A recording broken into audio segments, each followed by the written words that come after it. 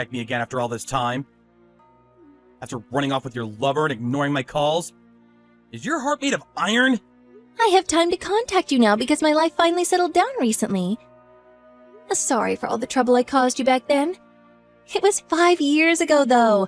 Isn't it time we let bygones be bygones? You really think sorry settles this? Not only were you cheating on me almost the whole time we were together, you ran away with your lover boy on our wedding day. What's more, he barged into the church in the middle of the ceremony, shouted, "Stop the wedding," and ran off with you. It's like something out of a TV show. I know, right? Oh, he's so romantic. Oh, he's the best. Chad was so cool that day. No, not so cool. Is there something wrong with your head? Me and the audience all thought it was some kind of surprise performance. So, in the spirit of going along with it, completely oblivious to the truth, we just waved you out of the church. We started thinking it was weird when you didn't come back after an hour, so ran off looking for you. But you were nowhere to be found. Everyone started panicking. You put us all through the mill that day. Would you take a chill pill? Stop nagging me over ancient history. It's been 5 years. It's not very manly, you know. Your poor mom fainted when she found out you ran away with another man. And your dad got on his knees and apologized to the point it made me uncomfortable. I had to apologize and return the gifts of everyone who attended the reception and the banquet. It caused me so much stress. It was a miserable time for all involved. It's natural to want to do more than just nag when someone treats you like this. God, you're so persistent. Does the whining ever end? It's not like we were on the family register yet. You should just be pleased we didn't have to go through any legal procedures. That's not the point, is it? Do you have any idea how much trouble you caused? Whatever, it's old news now. The statute of limitations passed way back. Let's just put it behind us, okay? You need to stop clinging to me, Joe. I think it's time you look for someone else. Marriage is great, you know. Kids are cute, too. I have no interest in being with you, Stacy. But before I cut off contact for good, we need to square a few things off. We're still far from even. Square things off? What does that even mean? The money, obviously. Compensation for breaking off the engagement, $23,000. Expenses for the wedding you ruined by running off with Loverboy, $14,000. Next, the money from my savings you stole from the house, $15,000. Finally, compensation for my car that you used to escape, $15,000. Total amount owed, $67,000. Pay up now! What the heck? Why should I have to pay all that money? Because I took an awful big hit due to your actions. You ran away with your lover on our wedding day. You helped yourself to my savings and steal my car to make your escape. Don't think for 1 second you're getting away with this without paying. You can seethe at me all you like, but that won't be happening. There's no way I can afford to pay that much. Feeding and clothing my son will only get more expensive from now on. I can't give you money I don't have. Then get a hold of it somehow and pay up. Put all your savings together, or sell all of your assets, or take out a loan. Or all of them. I don't care. Just give me my money. Your kid is not my problem. Nope, impossible. Surely you're not entitled to compensation just because I broke off the engagement. It's not like either of us lost anything. $23,000 is blowing it way out of proportion. I will absolutely not be paying that. You really think that logic holds up? We exchanged engagement gifts, and I bought you a wedding ring worth over $7,500. $23,000 in compensation is perfectly appropriate. I already checked with my lawyer, and there's no doubt about it. Well, I disagree. As for the wedding expenses, if you didn't return everyone's gift, you could have paid them. If you just kept hold of all the gifts, you could have sold them off and made more than enough to cover the wedding. It's not my fault that you were too dumb to think of that, and I will not be paying for your lack of brain cells. You seriously think that would be acceptable? They came to celebrate us getting married. Thanks to you running off with Loverboy, what was supposed to be a wedding turned into what felt like a funeral. There's no way I could be shameless and despicable enough to accept, let alone sell the gifts those kind people gave us. Because I'm not like you. That may be so. Still, $67,000? No can do. Nuh-uh. Nope. Can't we at least call it quits on the portion from your savings and car? And why the hell would we do that? That's the most important part. How dare you give your lover the key to our apartment, have him sneak in, and have him steal my bank card, savings account book, and car keys? That car was brand new 2 months before you stole it. Why in God's name do you think I'd be willing to call that quits? We were still engaged at the time I took your savings. So, when you think about it, it was actually kind of my money. If we got married, it would have really become mine, so isn't demanding I return my own money a bit strange? That was not your money. It took years of long shifts and overtime at the office for me to save that up. Just because we were engaged doesn't somehow make it yours. The same goes for the car. What? The car? We abandoned it by the side of the road before we left town, which means we hardly even used it. You can't seriously expect me to pay for that too? Obviously I do.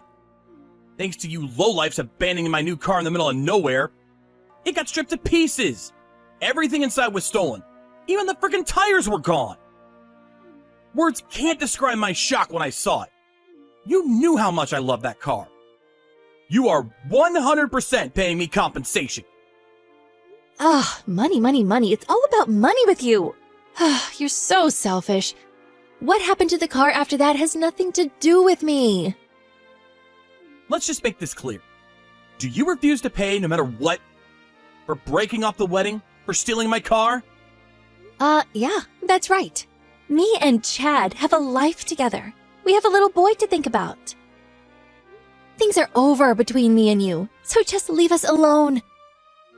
You won't get a penny out of me. Don't you dare get in the way of my happiness. I'm calling the police. What? The police? Why would the police have anything to do with this? Isn't it obvious? What you did was theft. The wedding expenses and compensation are one thing, but stealing my savings and car was theft, plain and simple. If I ring the police, you'll be arrested without a doubt. What? You're joking, right? You'd think I'd joke about something like this? Did you think that what you did was somehow okay because I was your fiancé? Were you just not aware what you did was a crime because you're completely devoid of brain cells? Me and Chad? Criminals? What would happen to us if we got arrested? And our son? What would happen to our son? Well, if you ended up going to jail, you and him would be in separate prisons. As for your son, I think he'd most likely go to some kind of care or foster home. Oh, and by the way, if you do go to jail, I read the maximum sentence for what you did is about 10 years. By the time you got out, your kid would already be out of elementary school. How could you speak so lightly of tearing a family apart? You're horrible. You're the worst. You're the incarnation of pure evil in human form. If anyone should be arrested, it's you. Why would I be arrested? Anyway, what'll it be? Would you rather be reported to the police and be arrested as a couple in the family home? Or maybe you prefer to be arrested after graciously accepting your fate and handing yourselves in? Or maybe, just maybe, you'd rather pay up and give me my damn $67,000. If you pay me the entire $67,000 at once, I'm happy to forget I ever mentioned the police. Fine, I get it. I'll give you the money. But the problem is, I don't have the money. All I can give you is $2,000. No, maybe $4,000. I'll pay back the rest in smaller installments, so please, just don't get the police involved. $4,000? I guess that's a good start. Okay, I need you to send me it in cash money through registered mail, addressed to my lawyer. I'll send you a picture of my lawyer's business card after this. Cash money through registered mail? Why? What's wrong with bank transferring it normally? You really think I'd give my bank details to a thief? I don't want you knowing my address either. See to it that you send the money to me through registered mail within a week. You understand? Yes, I get it.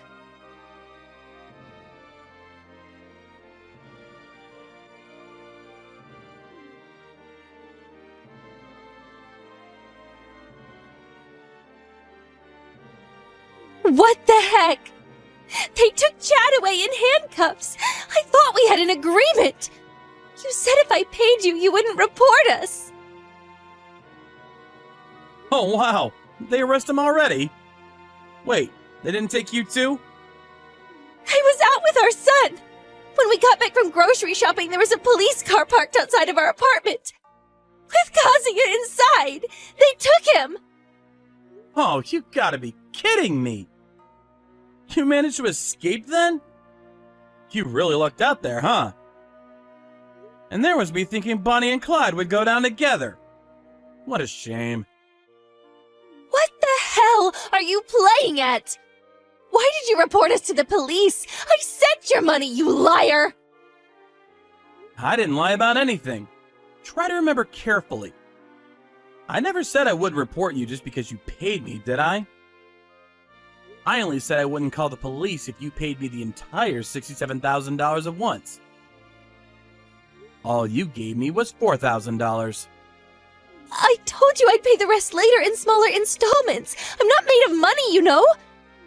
I only scraped that $4,000 together in the first place because you said you wouldn't report me. How can I trust the word of someone like you? You already betrayed me more times than I can count. I can't trust anything other than payment through the proper channels. That's why I went out of my way to make it clear to you that I needed cash money sent through registered mail. No way. Did you intend to report me from the get-go? Did you lie about not wanting to tell me your bank number and address too? Like I said, I haven't lied about anything. Not wanting to tell you my bank details or where I live is the honest truth.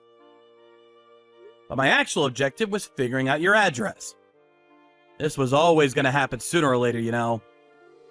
I already filed a police report 5 years ago. You lying, deceitful, swindling, good-for-nothing trickster lowlife! You're the devil! Are you satisfied now that you've ruined my happiness? How could I possibly be satisfied? This pales in comparison with what you did to me.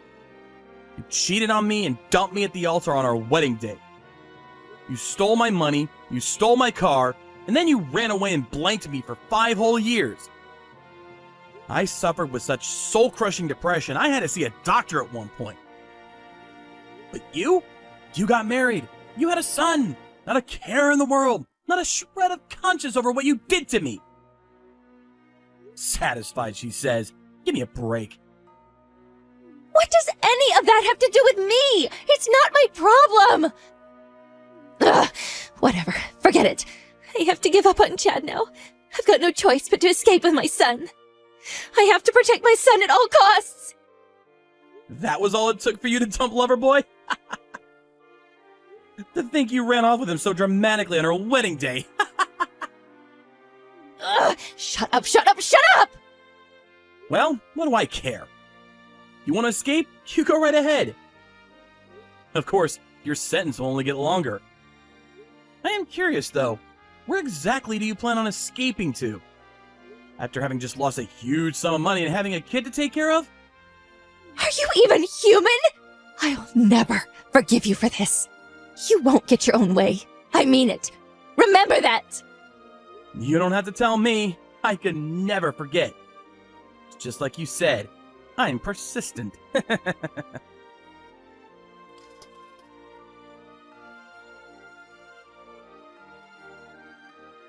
After that, Stacy really did try escaping with her son. But the police managed to find her pretty quickly since she couldn't even afford a train ticket. Be honest, I did want them both to go on trial and serve hard time. But when I thought about what it would do to Stacy's brothers, sisters, parents, and her innocent son, I couldn't bring myself to press charges.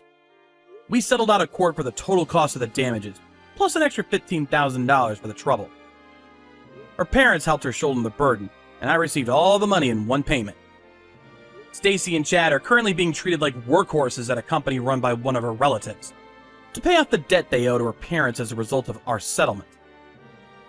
By the way, Stacy's brother and his wife are looking after her son now. I hear he's growing into a healthy wee lad. I would have felt bad for him being raised by a pair of pea-brained dimwits like those two, though I think it's probably for the best.